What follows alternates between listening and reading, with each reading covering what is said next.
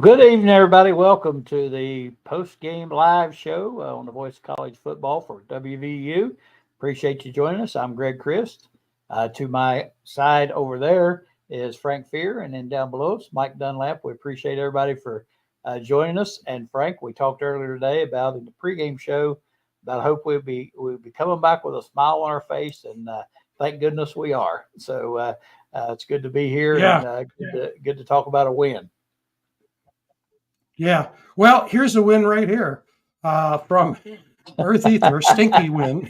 Stinky win. Now, the fact of the matter is, back in the day when I played football, our fullback was Stinky Win, and I dated his sister Joan Win. And I don't know if Earth Ether is talking about the guys Stinky Win or the outcome was a stinky win. But you know what?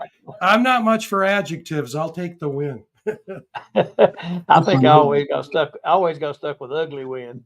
There you go. But hey, we'll take it whether it's stinky, ugly. We don't care. We'll take it. Good. It's a win, boys. A win is a win, and a win on the road is even better. And I thought, a lot of our keys to the game we talked about, I thought showed up tonight, came to fruition, and we hung on, and that's what you got to do. You got to hang in there and finish it out, and we did that tonight. So happy times, and good. A lot of people will say, "Oh, we beat Arizona, no big deal," but I don't care who you play. Everybody has good players, and you're on the road, and a long way on the road. And we talked about the heat. The heat was there tonight. We seemed to deal with that just fine, and put on what I thought was a pretty good performance overall. Yeah.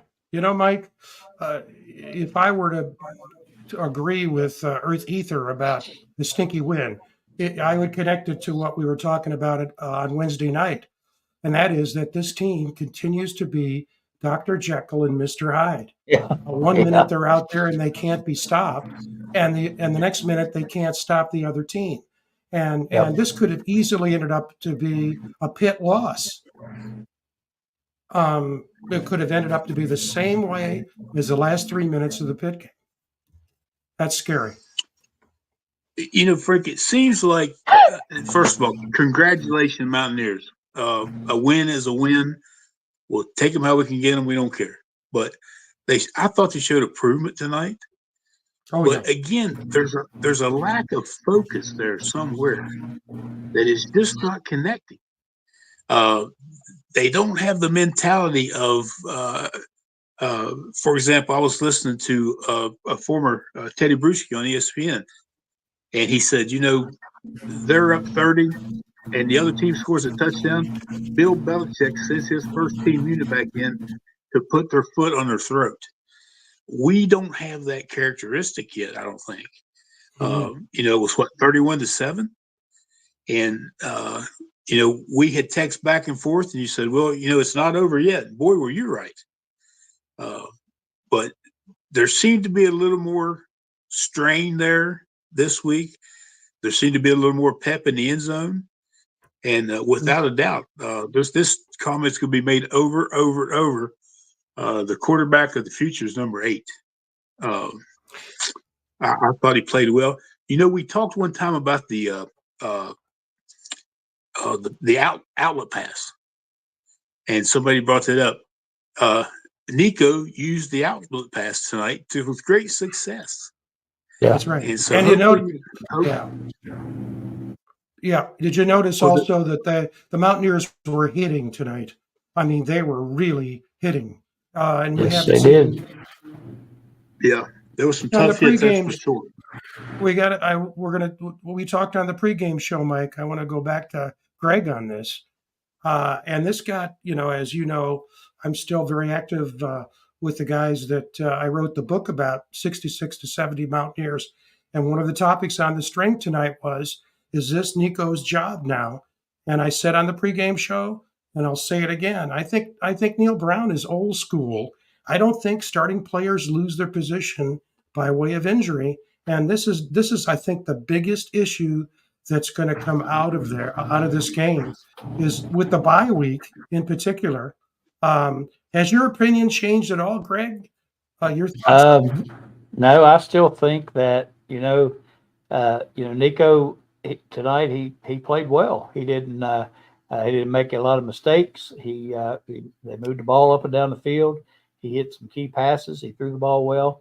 I just feel like that.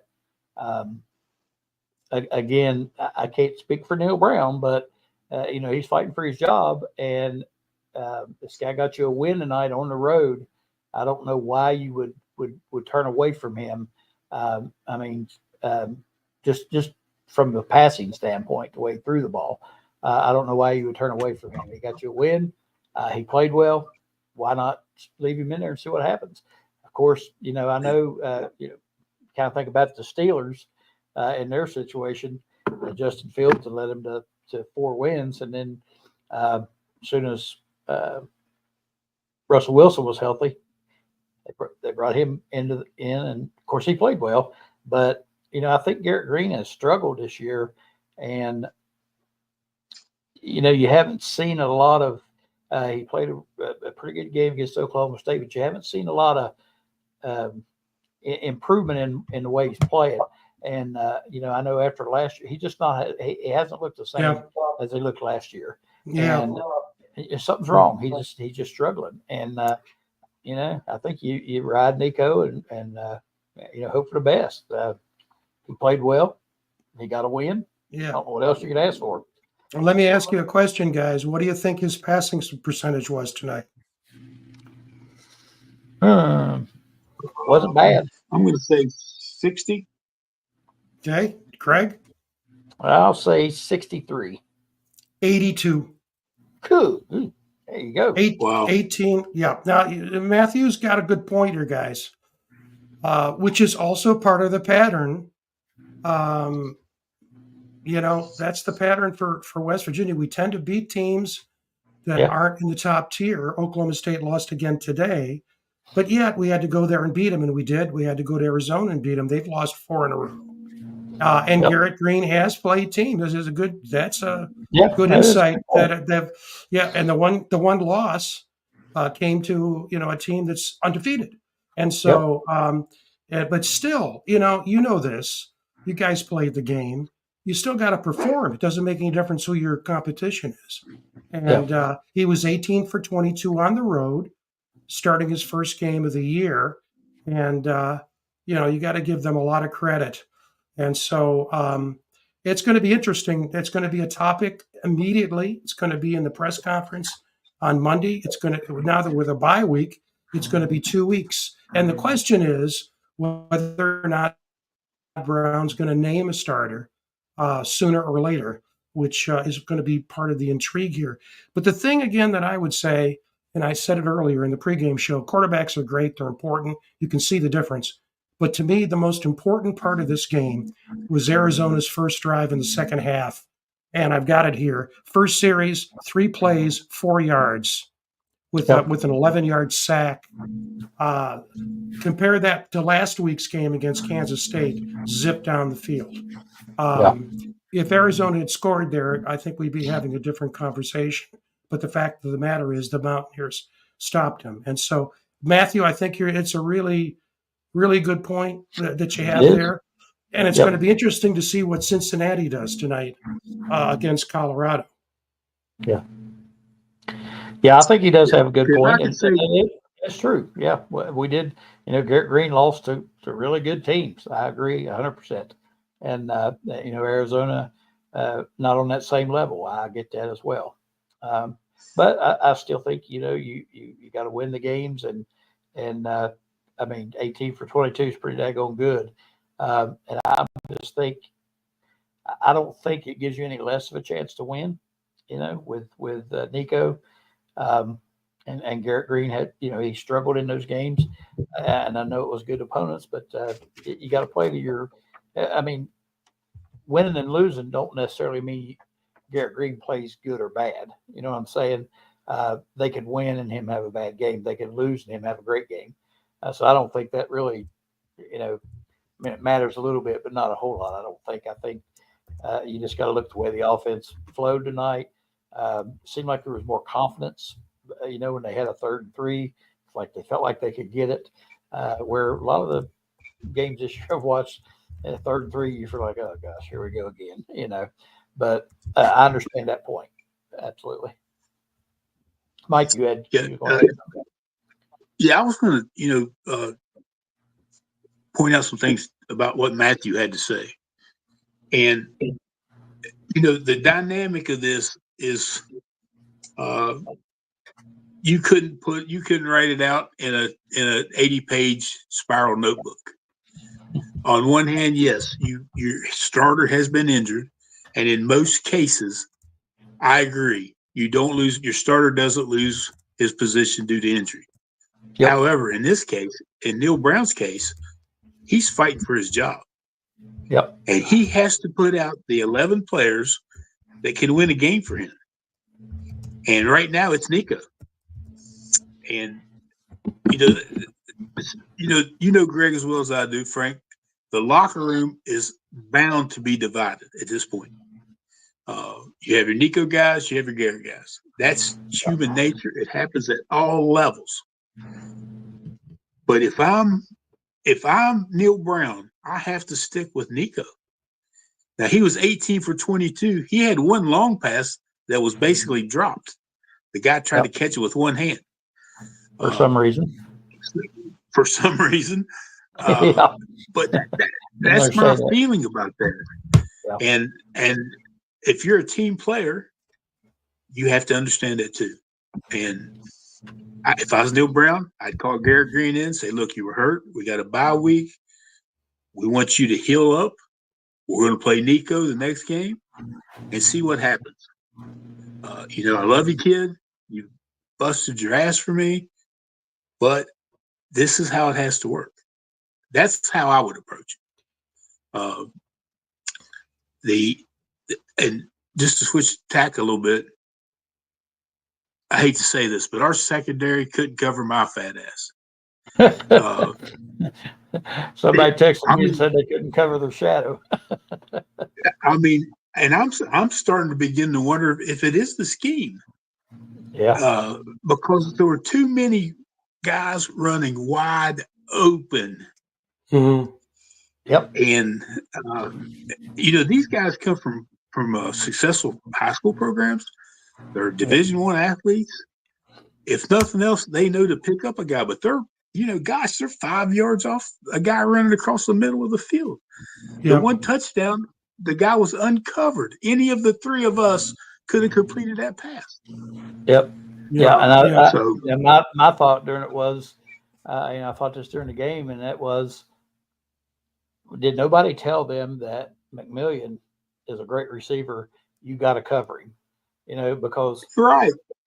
He was wide open the biggest part of the night. Yeah, he's just wide open. He had over 200 yards, Greg. Yeah, over 200 yards. Yep. Let me flip the coin over, guys, and that is that last week, the great quarterback as Fafita is, he was running all over the place and was sacked double digits. Yeah. Tonight he was sacked twice, and those sacks came later rather than earlier. And the other thing is that Colorado, we knew this, that Arizona State, and it was shown up against Colorado the week before, they don't have much of a running game. And so everything is really stacked on the passing game, and it's really one receiver who is a phenomenal talent. There's no question. But, the good news for me at least was, people like you and I have talked about this, Greg, all season. Carrico played a little stronger tonight. He was in the box score. He was out there making some tackles that he wasn't. I thought Tarnu played very well, the transfer from Jackson State. Got hurt. It looks like a serious injury toward the end, but he played very well. We dropped a couple of what should have been interceptions. But I thought those defensive backs were playing. They were hitting hard, and they broke up a couple of what should have been receptions. And so, tonight we couldn't get any pressure on. And the front was not pushing enough to do what Colorado did to Arizona the week before. And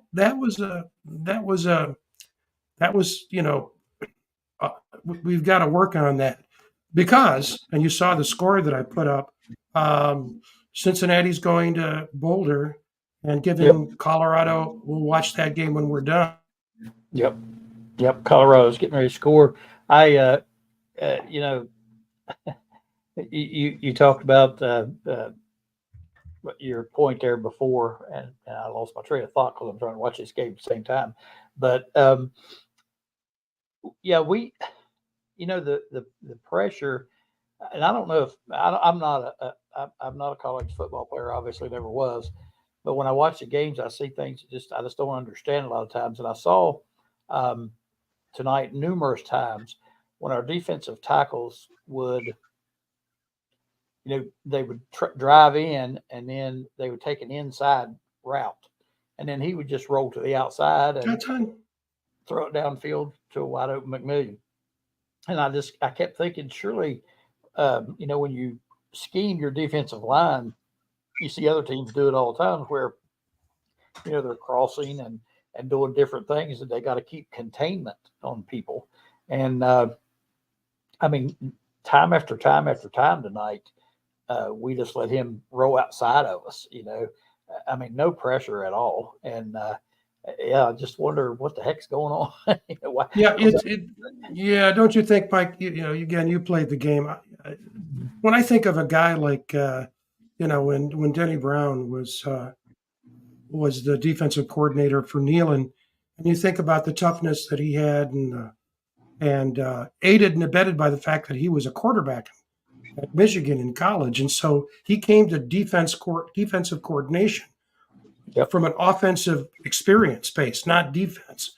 But you know, I don't wish negative outcomes for anybody, but I think we're just seeing too much of that to not raise the question: are we likely to see new coordinators next year, no matter whether Brown stays or not, particularly on the defensive side, because you're talking about basic skills. Is that the way you see it, Mike, or differently? Yeah, you know, there's different dynamics to each coordinator. Speaking of Denny Brown was a go-getter, a hostile, and I don't mean that towards his players, but he was, you know, he went after it. You've heard us say sick 'em. That was his famous zero blitz play. And he was aggressive. And his players under Bill Kurlavich and Steve Dunlap were tough as nails. I went against them every day. And so, you know, here's the thing. Denny and I are great friends now. At the time, we were coach-player, and that was established. These coaches, I think the younger guys, maybe try to be friends with these younger guys instead of kicking them in the hind end. And I've told Denny many times, he was the associate head coach. He had all the respect from all the players. And Denny was responsible for discipline. And still, everybody loves him, as you know. But there's a lot of mental attitude towards that. If you're a defensive coordinator, do you have the players to put the pressure on?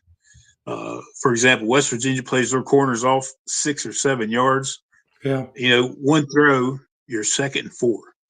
A guy like Denny Brown would have never allowed that, because he had guys, he would put those safeties right up in their face and brought guys. And, you know, think about Doug Flutie. Doug Flutie never beat him. Freddie Smalls and them guys chased him relentlessly. Matt Smith. So, you know, without being inside of it and just the gist of it, I would say that their defensive coordinator is just maybe not as hard as he needs to be, if that makes sense. So, and it all starts up front. We had, when I was at West Virginia, we had a great defensive line. You know, a couple guys went to the NFL. One guy played in the Super Bowl. Several guys went to the NFL. And, you know, the thing was, they were so big and mean and tough. As an offensive lineman, if I couldn't hold them first, I was beat. If I couldn't get my hands on them.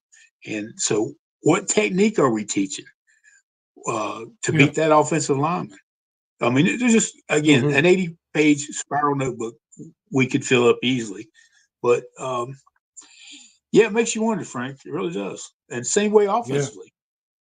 Yep. We had some very aggressive coaches. Mike Jacobs, for instance. Whenever there was a fight on the practice field, Mike Jacobs was the guy that jumped in the pile, just in his T-shirt. Tough guy. So the atmosphere's changed. Do we have that now? Do we have a guy that's going to call you a bad name, grab you by the face mask without your players getting upset?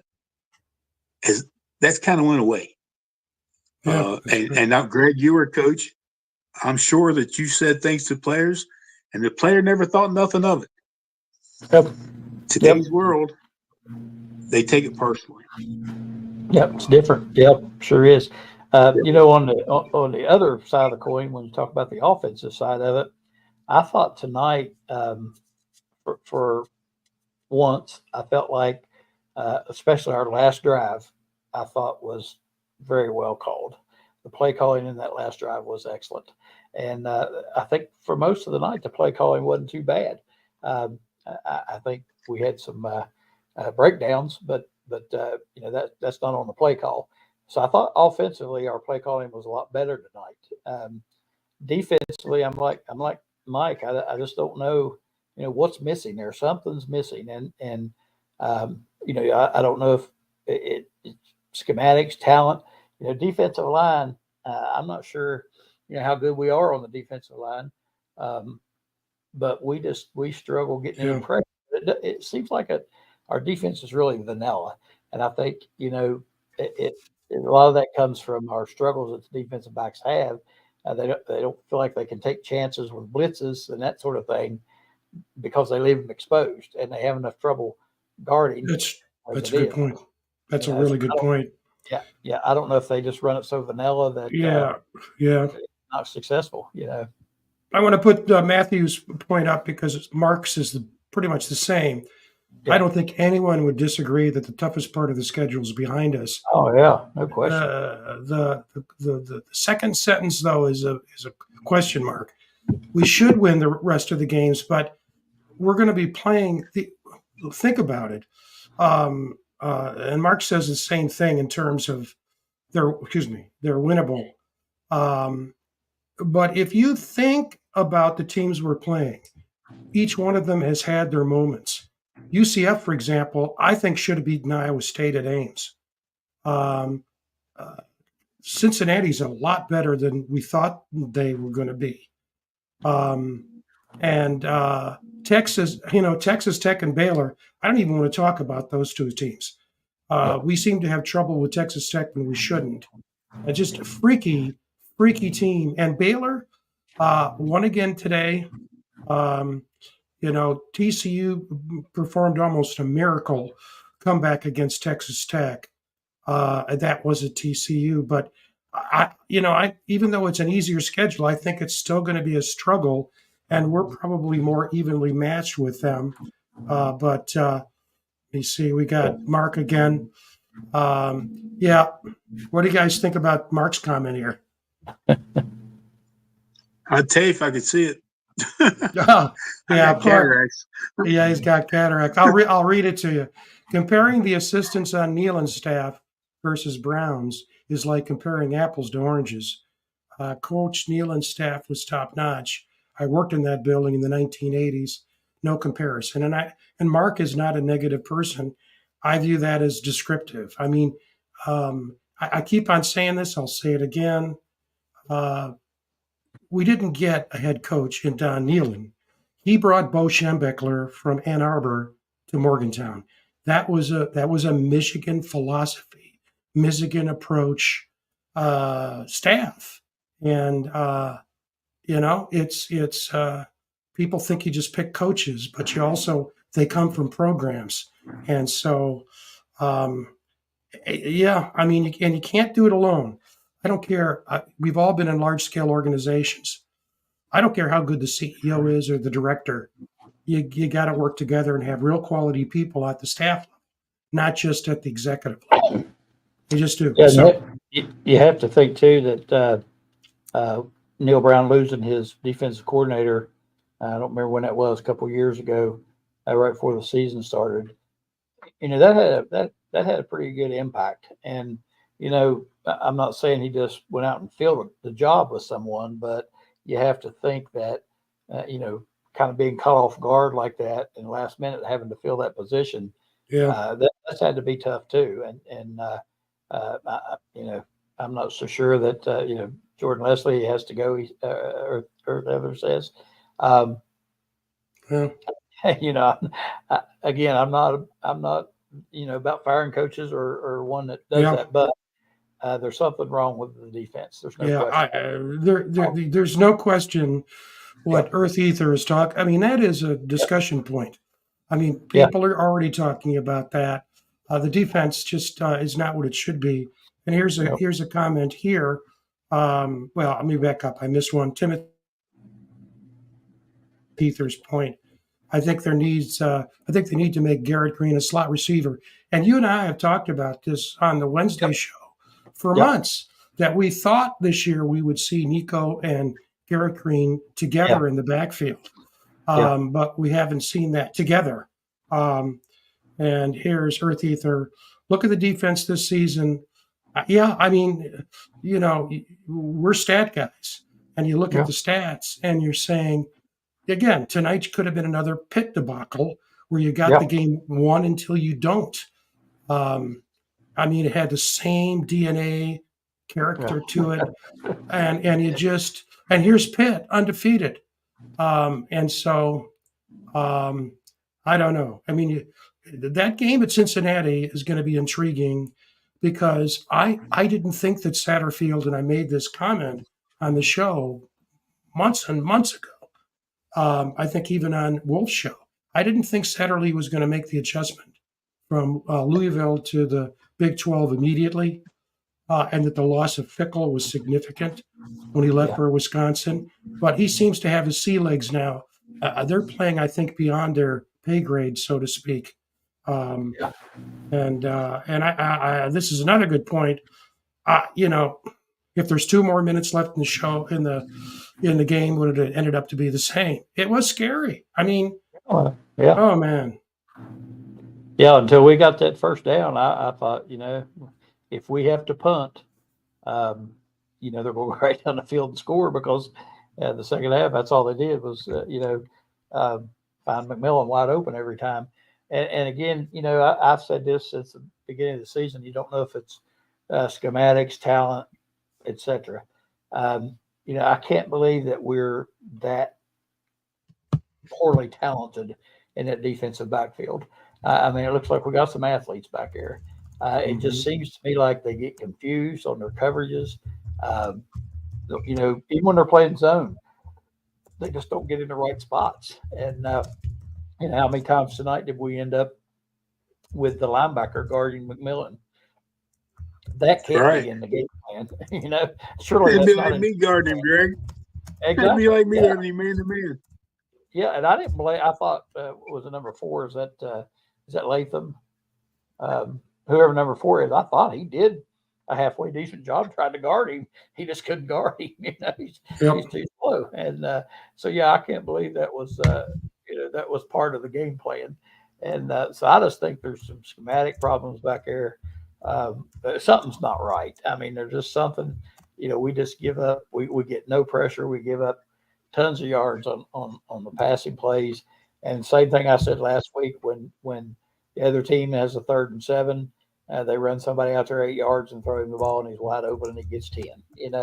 And it's just so frustrating to watch our defense. I thought our offense kind of fun to watch tonight because they executed, but the defense just struggles. And I don't know what it is. I'm not a coach, but it just looks like to me. Well, let me throw this out there to you, Greg. The things messed up. Play of the game, kinda, was the fake field goal. Yeah, we kind of forgot about that. The only one I can ever remember him running, if I may be wrong. And they come real close to not pulling that off. He almost got tackled in the backfield. But that tickled me. Greg, as a coach, when you prepare, you send your scout out and it's a little bit different in basketball and football, but in college now, every team that we play from here on out will have to take practice time to prepare for that fake field goal.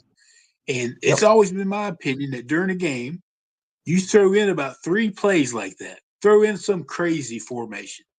Run the quarterback in motion. Anything to take away from the other team's preparation time, because you know that they will prepare for it. And if I was a head coach, that would be part of my philosophy. But that's the first thing I thought of.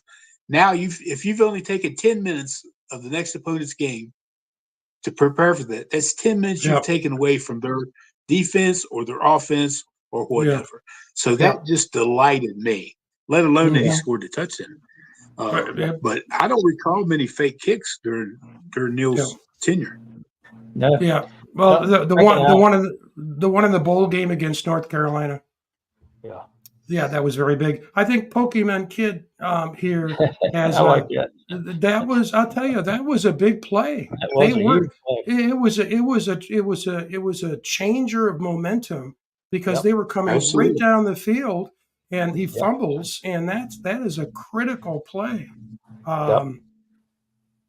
Frank, funny thing too is we. If I was the other team, I'd prepare to pass me. I would too. Yeah, I mean, he's right. Absolutely. Yeah. And this is another one here, Greg. Just to interrupt, but comment on this too. I put it up before. Chris has a point here. I mean, these. We tend to do that, don't we? We get a lead and then get real conservative. But again, I thought the last drive tonight, was called pretty well. I think we threw it a couple times and got that first down, and at least one time I know we threw it. But I thought the last drive was called well. You and I talked in the pregame about the importance of special teams. We talked about how good their field goal kicker was, and he ends up missing an extra point, which really didn't matter. But our special 118 teams, in a row. Yeah, our special teams played well. We had a big. Right at the start of the second half, a big tackle on the kickoff return. We ran the fake field goal effectively. We punt covered pretty well. Our kickoff coverage was decent. So I thought our special teams was better tonight. And, of course, we didn't see a lot of Arizona's special teams. But, we talked about that prior to the game and knowing that he could hurt us. But he goes out and misses an extra point. So, like Mike said, 118 in a row. That's pretty good. I got the Cincinnati, Colorado game on. Cincinnati's getting ready to score. It's 14-7 Colorado, but Cincinnati's got the ball down on the goal line. So, getting ready to score. Yep. But you talk about that extra point, Greg. The final was what? It was 5 point final victory, right? 5 points. Yep, 31-26. Yep. So 5 points. So if they make that extra point, and they don't have to go for 2 when they did, and they make that extra point, now we're looking at a field goal. That's true. Yep. Yeah, that's true. It did affect the game for sure. And you don't think about that at the time, but like you said, it come down to them having to go for 2 or not. But I thought our special teams were a little bit better tonight. I thought, like I said, we converted a nice field goal. We covered pretty well on the kickoffs, especially start that second half, which was a big play. We got to hit down inside the 15. So I thought our special teams were better. Still not great, but better. And but I keep going back to the defense, and man, I don't know what it is. I don't know. You watch and you think, why can't we get some pressure on this guy? And I don't know. We just don't do it. I don't know, again, if it's schematics, if they're too vanilla. I don't know what it is. But I'd be interested to know what percentage of the time we blitz. Because I'm like you. If you're not getting pressure, and we go back to Denny Brown, Denny Brown would have called Sikkim to get to the quarterback. Yeah. So I wonder what the percentage of the sacks are. I'm sorry. The blitzes are in that case. Is it 20% of the time? Is it 50? Is it 3? It's rare. It's Maybe it's rare. it's less. Yeah, just Yeah, less. that's rare. I got the wrong one here. Ethan said Schaefer just Yeah. joined, and we're sort of split on this, Ethan. Yep.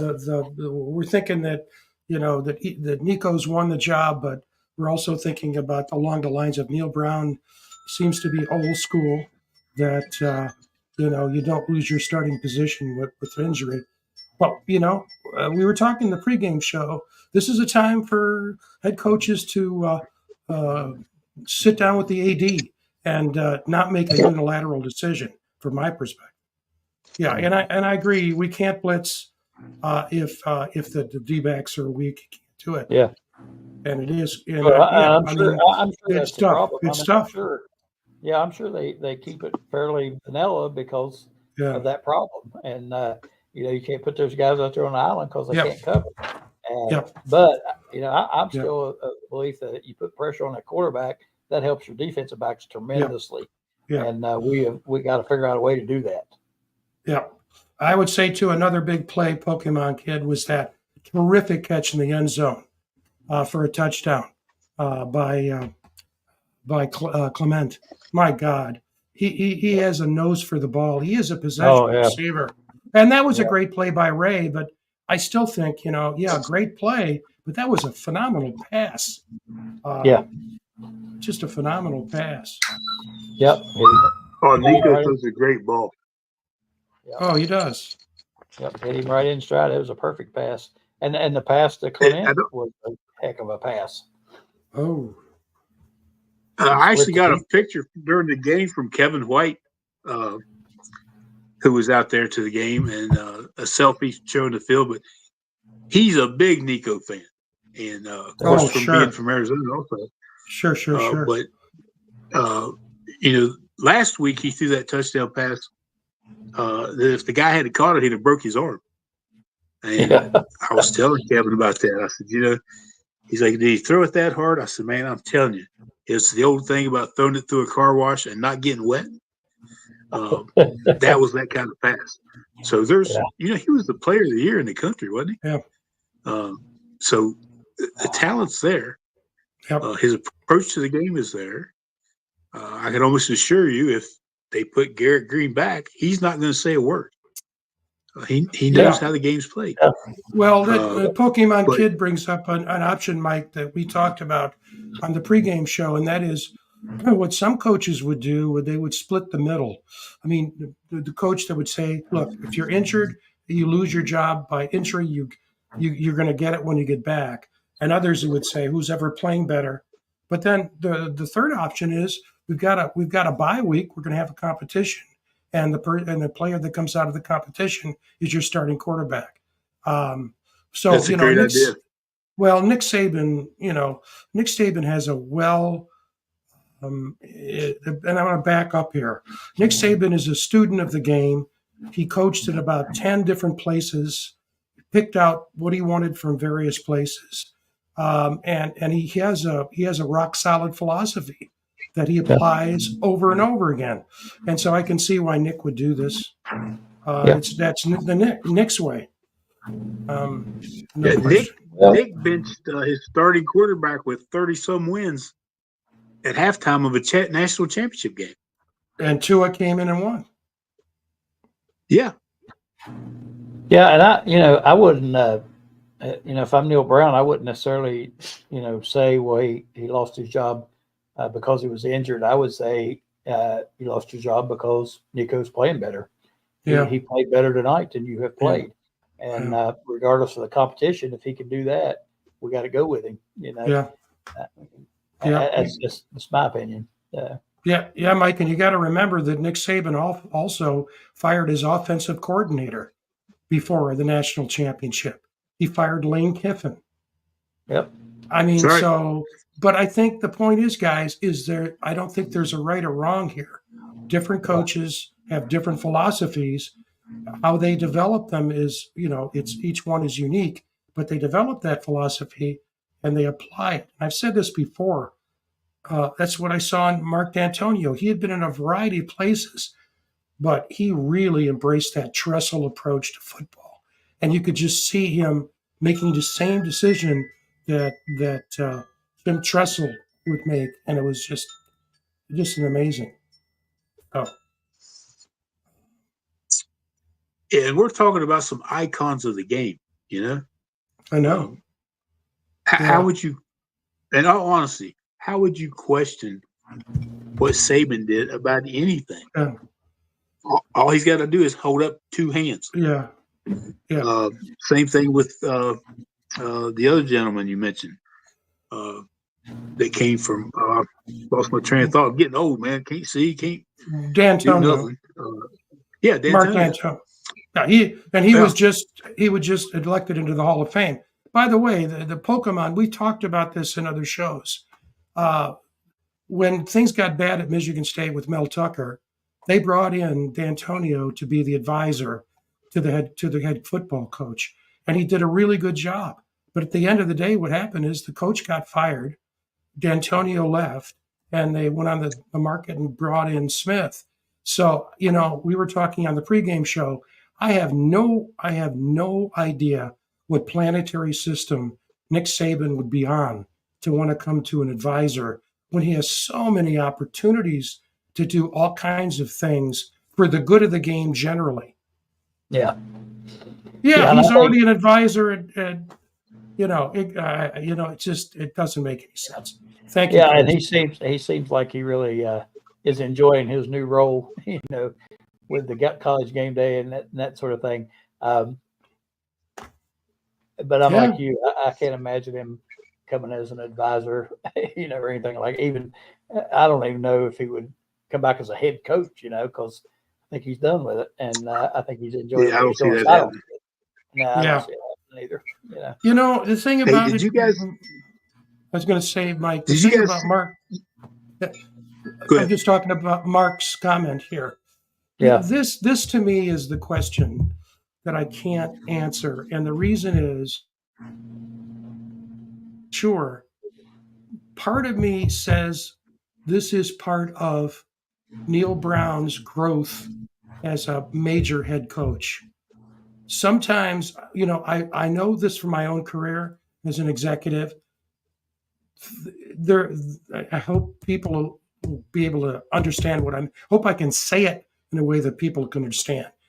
When you start moving up the ladder, you say to yourself, well, I did it this way and look where it got me. But then sometimes you have to say to yourself, but if I want to continue to grow, I can't continue to think that way. And I just have this feeling that Neil Brown is very set in his ways, has a way of doing things. And I don't know about you guys. I've worked for people who I had to report to that once they made a decision, they had a way of doing things. It would be almost like you'd have to get a jackhammer to change their minds. So I don't know. Yeah. I'm sorry, but I wanted to get that in with Mark. Go ahead, Mike. What were you saying? I forgot what I was saying. What was we talking about? Got to write it down, man. I know, it's crazy. It's crazy. And nothing against you, Frank.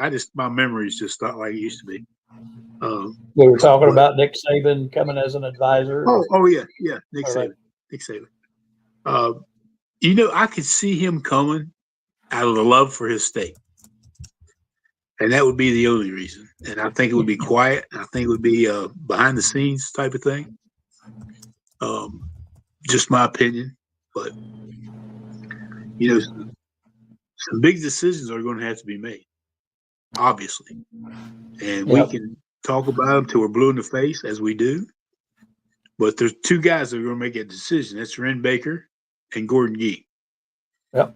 And it's my understanding that Neil Brown is on the positive side of those two gentlemen. Yep. And I think, Frank, you mentioned at one time, he's doing everything right. Grade point average, kids aren't in trouble. They're helping in the community, things like that. He's just not quite got there as a football coach. Well, no, that's not true. He's not got there at West Virginia, but I think he will. And I sure hope so. I do too. I'm a fan. I like the guy. You know, it was enough for me when he came on board, and I talked to Coach Neiman. I said, Coach, what are your thoughts? And he said he's the guy that needs to be there. That was enough for me. So we can just, you know, one thing we got to do, and it's kind of our position here to, as we say, we don't critique, we don't criticize, we just critique. But the average fan that has nothing to say but fire Neil Brown needs to educate themselves. There's nothing that helps people more understand things, whether it be politics, their job, whatever, than to educate themselves. And they just don't do it. As we've said before, you know, they scored 55 points against Pitt on Xbox. So why can't Neil Brown score 55 against them? It just don't work that way. And you know what I'm saying? Every guy thinks, and I've told you this, people will post to me about this and that, and I say, look, guys, I have the address if you want to submit a resume. And that usually stops it right there. But, you know, continue to improve, you know, continue to support our show, and we'll continue to give you our honest opinion. That's all we can do. And like you say, those kids are playing hard. It's not like they're just out there, you know, getting laundry money. They are playing hard. Frank, you mentioned the shots tonight. There were some big hits tonight. And that needs to be part of your mantra, your genre. Your boy, we play West Virginia. You better watch out for number 8 because he's going, you know, he'll put your helmet in your ear hole. That has kind of gone away. We need that back.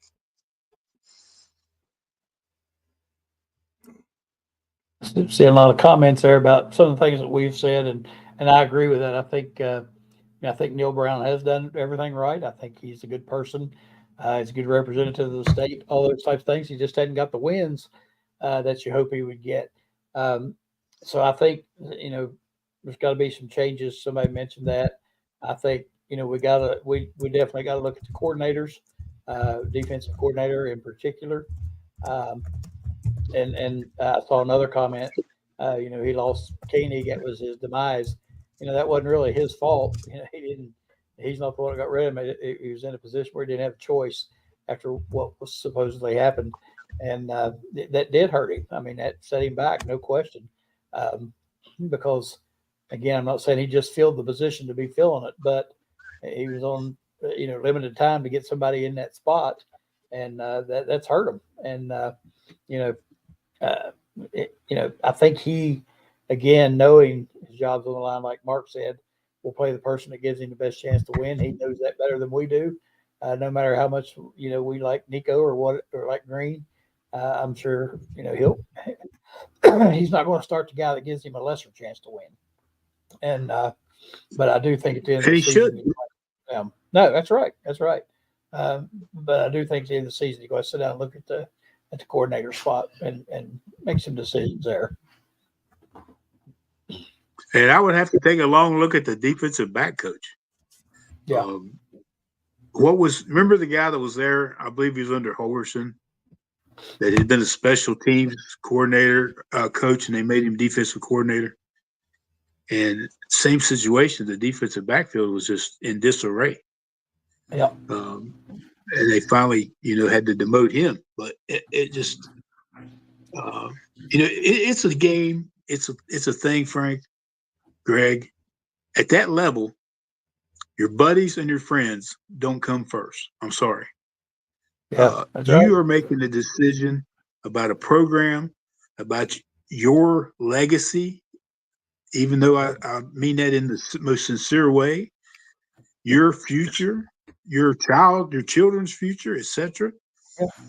And you have to, I can't speak for Nick Saban, but I'm saying Nick Saban makes the move and doesn't apologize to anybody. And he's got 7 national championships. Mm-hmm. Maybe we get him on the show and he can tell us. Yeah, there you go. Well, push has come to shove in Manhattan. KU has the ball on its own 46 with a minute left. It's 4th and 7th. They've got to make a first down to keep the drive alive. If they can get close enough, a field goal will win the game, 30-29. And so it's coming down to this. And it's interesting because here's K-State again, either rallying or holding on. Against teams of different quality, because KU's 2-5, K-State's 6-1, and so we'll see what happens here. Oh, I see on the Hey, TV Frank, Kansas State fans celebrating. So I'm guessing that they held them. I'm not Yeah, sure. I think you're right. Yep. Yeah. Hey, Frank, I got an idea. Yeah. You know how ESPN gives away the helmet stickers? Yeah. And the players, the teams give away game balls after the game. What do you say we start giving away game balls? Me and you and Greg can give away to whoever we want. And obviously they're not going to get a ball. But you think that would work on the show? Sure. I mean, it's Mike's idea. And we think, I know we talked with Greg, it's a great idea. I told Mike earlier, it's a little bit late for me to go out and get balls, and the post office is closed. But I can do that. We'll give him a symbolic ball. Here's you. Right. But you'd asked me to bring that up, and I know we're getting close to an hour. And if I read that clock right, let's do it. Yeah. So, Frank, you're the captain of this ship. Why don't you go first? Well, I'm just looking here, and you're right. What was the last play? I didn't see it. But Kansas got stopped on 4th down. So. Yeah, so that's that. Yep. I am going to go back, and I'm going to give a game ball to. Let me pull up the. I always like to have stats to back it up. Let me go to the box score here. Handy dandy. This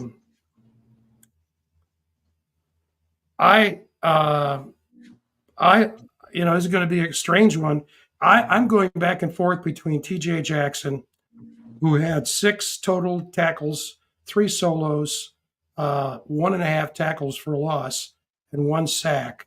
I thought he just played very hard tonight. And Anthony Wilson, who led the team in tackles with 8, led the team in tackles with 5. So who is it? Anthony Wilson or TJ Jackson? I am split. But I'll tell you what, part of me wants to go Jackson, but I think Anthony Wilson has emerged as a vocal leader on the defense. So I am going to go with him for my game ball. Good pick. All right. Well, you want me to go second? If you want, sure, go ahead. Just don't take my pick. I'm not. I guarantee you. And I'm gonna have to ask for your all's help because I can't remember his name. But my guy is, and what I thought was the biggest play of the game tonight, was a little swing pass to a running back. Picked up a first down and sealed the win, and he made a great catch. And I can't remember his name. I think Jalen Anderson. Anderson. Jalen 0. You're right. That was the only catch, the only action tonight. But that was absolutely huge, and he made a great catch and got the first down, and that sealed the win for us. So I'm giving Anderson my game ball, even though I didn't know what his name was. Boy, up out of my chair when I caught that. I'm going to go with kind of the obvious, but I'm going to put that in context, as Frank says. I'm going to give my ball to Nico. Okay. And it's not just because of the win. What's that? I knew one of It's not just because of it's not just because of the win. It was because of the attitude and leadership he presented on the field. Yeah. He didn't seem to get shaken which was very nice.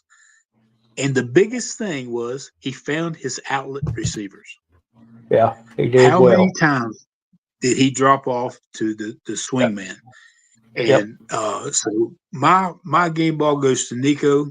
I'm sure he'll win many more on this show. But I was just watching the show earlier today, and they were talking about that, and I said, I'm going to call Frank. Maybe that'll add something to this. And I think 3 great choices. Yeah, and it's just let's do it every week. But I thought, Yeah. I think it's a great idea. I think it's, well, of course, it's not because I thought of it, but it's just one of us would have anyway.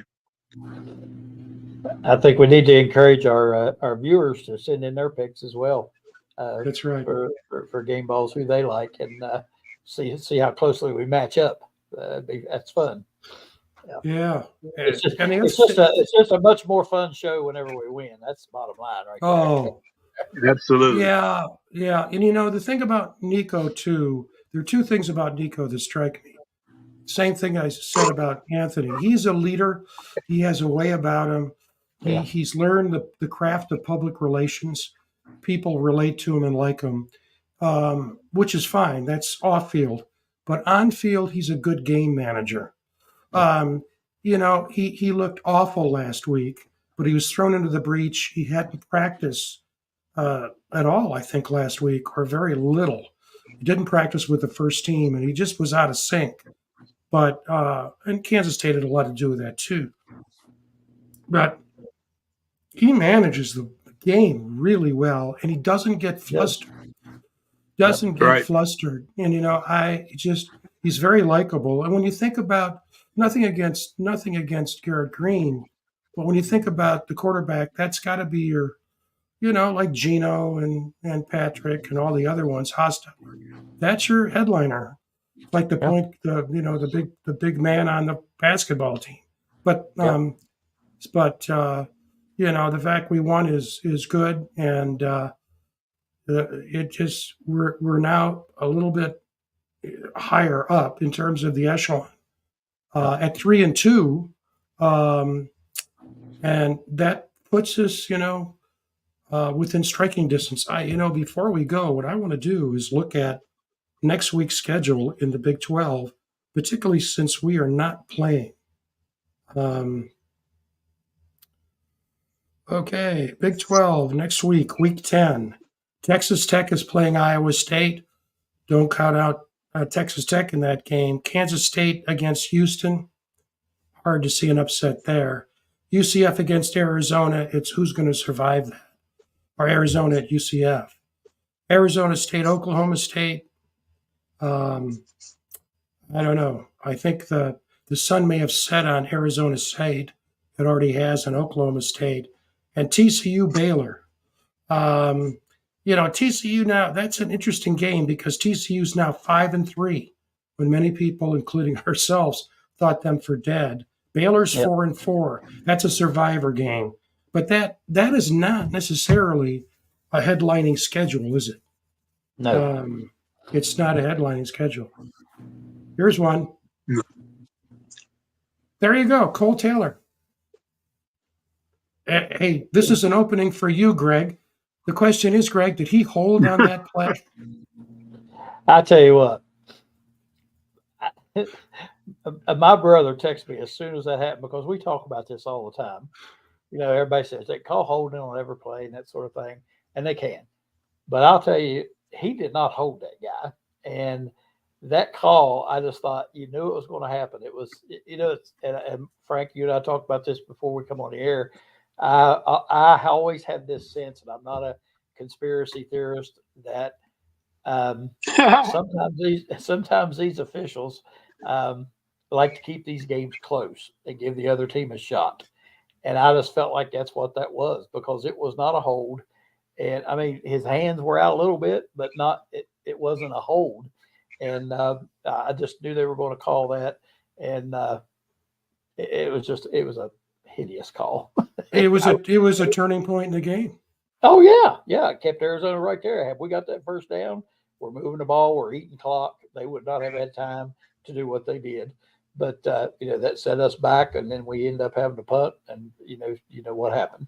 And so yeah, I get so disgusted with that. I even talked about some of the spots that you see in games, and little things you don't notice, and it's almost just like they want to keep the game. They want to keep the game close and keep people watching. And I understand that it's a business, but come on. I watched the game today, and I can't remember which one it was. I told you about this. They had a 3rd and 1, and they handed the ball off, and the guy gained 2.5 yards, almost 3 yards, and they went away from the field and were talking to come back, and then it was 4th and inches, and the announcer said, "Oh, wait a minute, it's 4th and inches." He clearly had that first down. They showed the replay. He gained 2 yards easy, maybe more, and they marked him back. And I just thought, why does that happen? I don't understand. Makes you wonder. It does. It does. Makes you wonder. Think about that pro game the other night with the Vikings. Sam Darnold got sacked in the end zone, and they about ripped his head off with a face mask. 2 officials standing there watching, and neither one of them called it. That's right. Another thing, you guys, and I was thinking about the text string with the guys from the late 60s, early 70s teams. And a lot of them were linemen, and they tend to be overly, not critical, but evaluative of the linemen. And tonight they were saying this offensive line is playing well, even without Milam. And I'm looking at the data here. Arizona had only 3 tackles for losses, 1 sack.